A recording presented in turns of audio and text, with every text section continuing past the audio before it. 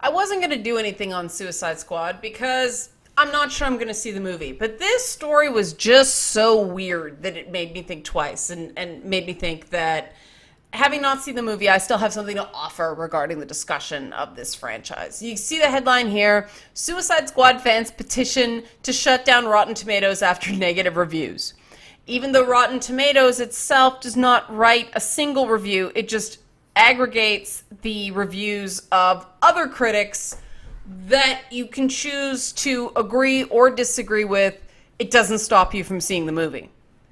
And I say this as a fan of many movies that the critics did not like, but I'm like, I don't care. I'm going to say if I like a movie anyway. You know, the most recent one was Legend of Tarzan, that turns out is going to be not a disaster financially. It's going to be okay in terms of being not necessarily profitable, but it's not going to lose money. It's not going to be a massive write-down for the studio. But other movies I have liked were massive write-downs, like John Carter, although I maintain they did not give that film a chance. And I like movies, you know, historically, like Hudson Hawk, that I thought was so awesome, but apparently it's not a very good movie according to critical consensus. I don't care. I'm allowed to disagree and like a movie because it's fun. I mean, I remember when the Kevin Costner version of Robin Hood, Prince of Thieves, came out, and the critics were brutal on it. And I mean, yeah, there were problems with that movie. The fact that Robin Hood didn't speak with an English accent was a bit of a thing, nor did Will Scarlet. However, there was a lot to like about that film, including Morgan Freeman, playing Morgan Freeman as he does in every movie, and Alan Rickman as the Sheriff of Nottingham. I mean, there was stuff to like about that film. It was not a complete, you know, disaster. There was a likability quotient. And for some odd reason, I really liked Mary Elizabeth Mastrantonio as Maid Marian. I thought she was like a different type of Maid Marian, and I thought that was kind of cool. But, so I'm not afraid to say when I like a movie that the critics don't like. And critical acclaim is no indication of financial success. I mean, Legend of Tarzan got hammered and is going to be not a loss. The Ghostbusters film it's sitting at like 73% on Rotten Tomato or something like that, but it is also just not going to lose money. So there are some movies that are review proof, and there are some movies that are helped by reviews. Now, Suicide Squad has an issue in that it was a very expensive movie to make, a surprisingly expensive movie to make. It, depending on which source you look at, Suicide Squad cost either $175 million to make, which is comparable to Tarzan. The Legend of Tarzan had a $180 million budget. But some budget projections, because they did a ton of reshoots and recuts and all that stuff, some estimates on the Suicide Squad budget put it at $250 million.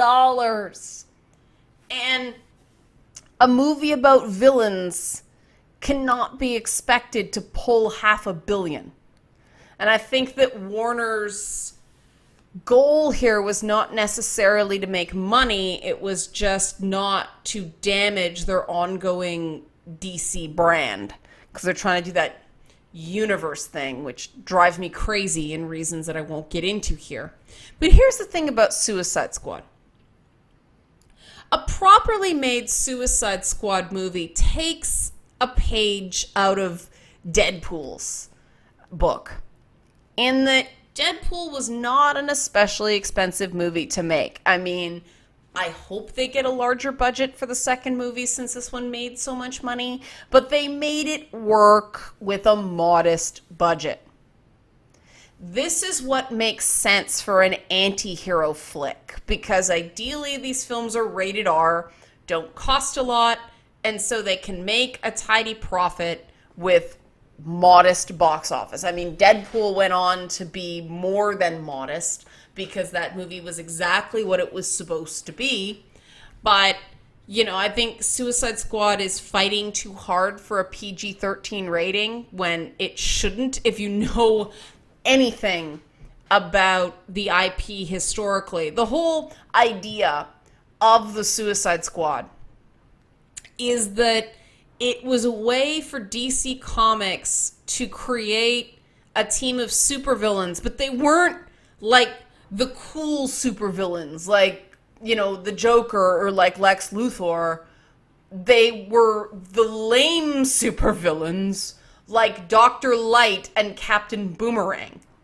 And the thing that gave the book its charm is they had very good writers, like historically John Ostrander, Keith Giffen, and Gail Simone have written Suicide Squad stories. And the whole point was it gave good writers more license to tell good stories with complicated characters, because nobody gives a crap about Captain Boomerang. And that's what gave the book its charm, was that it was the loser squad. And the minute you put Will Smith in a movie, then it's no longer that. I mean, a proper Suicide Squad movie, I would expect to see Dwayne Johnson in a properly made Suicide Squad movie, because he's an action comedy actor. It really, Green Lantern was garbage despite Ryan Reynolds being in it because he was miscast, because that needs somebody who has an earnestness. Ryan Reynolds was born to play Deadpool. He was born to play that. I don't see Will Smith pulling off, who is he? Is he Deadshot in the Suicide Squad movie? See, I don't even know. I know these characters, and I don't even know, other than Margot Robbie as Harley Quinn, I don't even know who these characters are supposed to be. And I mean, Suicide Squad has a bit of an it girl curse too, because Margot Robbie as Harley Quinn became such a big deal that her shorts became a big issue, and that became a part of the whole culture war standoff. And you guys know how I feel about culture war fights. They prevent people from enjoying a movie on its own terms because everybody's fighting about the morality of a costume or the morality of an all-female cast or whatever have you.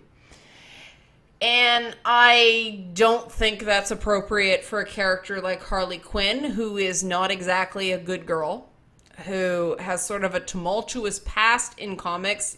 She started in a kid's show, so no complaint there. She was just a chick with a cute Mr. J voice, and a Harlequin costume. And the bits I've seen in the trailers, I feel like Harley Quinn is a character that should come in at an 11, like, wow, Mr. J, that's amazing. Puddin'?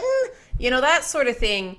And she's coming in at about a 6 because serious actors who do comic book movies always downplay the performance because they're trying to be subtle. They're trying to use their acting classes. And I mean, Margot Robbie has a lot of really interesting sort of manic on-screen energy that works very well. I mean, she was really good in The Legend of Tarzan as well. But for Harley Quinn, it seems like she's almost downplaying it. Like it's Margot Robbie as Harley Quinn instead of her being Harley Quinn. And if you're playing Harley Quinn, you can't even, coming in an 11 is phoning in. At Harley, you have to pull like a 14 out of that performance. You have to be so over the top, because the reason the character works is she's inherently absurd and everybody likes her that way. And that's sort of overall the entire Suicide Squad branding, the entire sort of marketing behind it looks like a combination of Scott Pilgrim and Wild Wild West, and I don't think that's necessarily a good thing. They're definitely aiming sort of at that, based on their color scheme, at sort of that teenage girls who will drag their male friends because the Joker's in it, so they're like, all right, fine, but warning for everybody, the Joker's in it for about 15 minutes, and they always said that would be the case. That's why they didn't have Jared Leto as a huge part of the marketing of the film because they didn't want to make him seem like a big part of it because he's not. He's apparently part of a flashback or something like that. But the writing was on the wall for the Suicide Squad being a problem because it's caught in between two directives at DC. One is they want everything dark and serious. Not just dark and serious. It has to be said dark and serious. Because DC, for whatever reason, recently, with the New 52 onward, which the Suicide Squad did figure somewhat prominently in, it just embraced the grimdark. And for me, it just didn't work. It didn't work. If I want something semi-serious, then I'll go read a Doom Patrol book. But I read books like Suicide Squad and Secret Six and books of its ilk. On the Marvel side, books like, I forget what they called it. Was it Ecstatic? Was it X Factor? Or whatever. The one with Dupe and Deadman. And it was like the Marvel version of the Suicide Squad. But I come into these for laughs. And I realize because now I look at Will Smith and I don't actually see a comedic actor and I'm like, damn, he was a sitcom actor. Like, he was awesome on The Fresh Prince of Bel-Air, but he's sort of gone beyond that and become sort of an action hero. And I don't see, the big problem is when Will Smith does comedy, the thing that Will Smith has going for him is that he's exceptionally likable. And you don't want likable in the traditional sense in a movie about bad guys. You want somebody you sort of like, despite yourself, but when you think about Will Smith, you don't think asshole, right? And that's what you want for these characters, because the whole idea is that not only are they bad guys, but they're so lame that no one in the DC universe cares if they die. That's why it's called the Suicide Squad.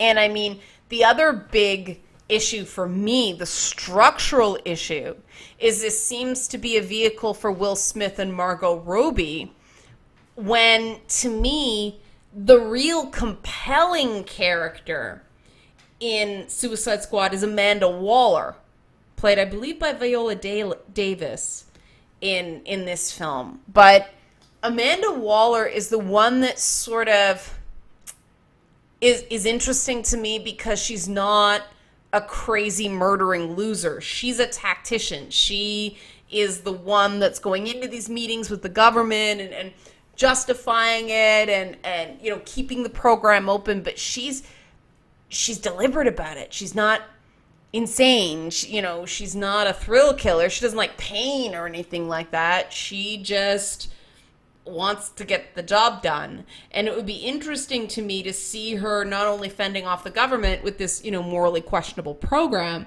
but also dealing with these nutbags who are her troops.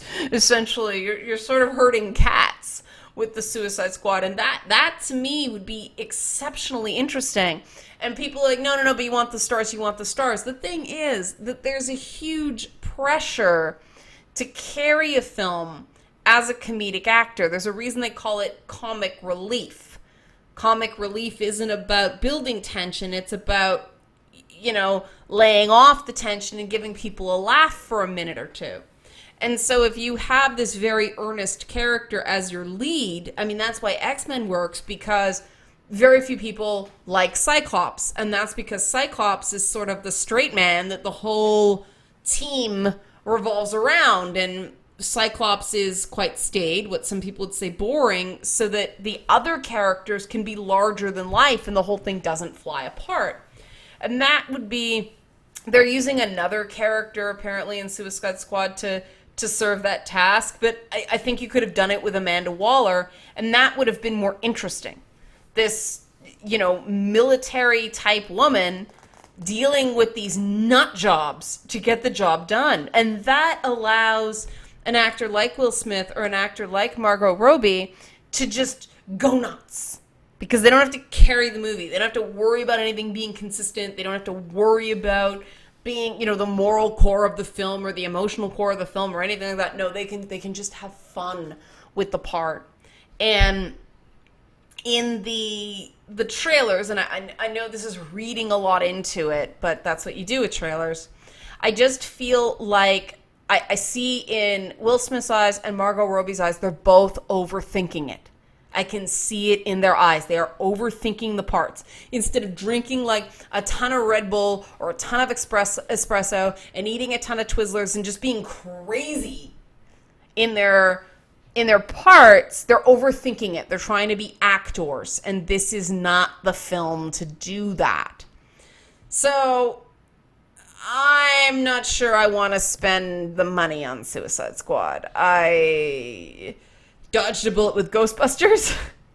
Movies are expensive because you don't go alone. You go with somebody else, and I mean, by the time you walk out of the theater with your food and your drinks and everything like that, it's $50 to $100, and that's a lot. And I'm trying to figure out, is Suicide Squad worth $50 to $100 for me? I'm not sure. And this isn't based on the reviews, because, like I said, I went to see Legend of Tarzan in the theaters. Why? Because The Legend of Tarzan gave me a compelling reason to see a movie. A dude and a monkey punching each other. He fought a freaking gorilla. And it was awesome. There is no dude fights gorilla in the Suicide Squad trailer. And that, I think, is what they really have to be worried about, not reviews. I mean, the dude fights gorilla of the Suicide trailer is Harley Quinn, for Harley Quinn fans. And the people who are Harley Quinn fans are going to see this movie no matter what. And that's not a criticism, like, more power to you. Please do. If you're a Harley fan and you want to support the character, you go right ahead. I support that. I am just not a Harley... I shouldn't say I'm not a Harley fan. What I think is that Harley Quinn, as best, is a supporting player that allows her to be that sort of fun, whimsical, goofy, joyous character instead of having to carry a movie. You don't want the plot to revolve around her, because that's not what she was ever designed to do. And yes, there's the comic books that people love that put her front and center. But for me, personally, I think Harley Quinn works best as a sidekick type character, because that gives her more freedom to just be fun. And, I don't need people to agree with me on that. That's just the way I feel. I don't need everybody to say the same thing.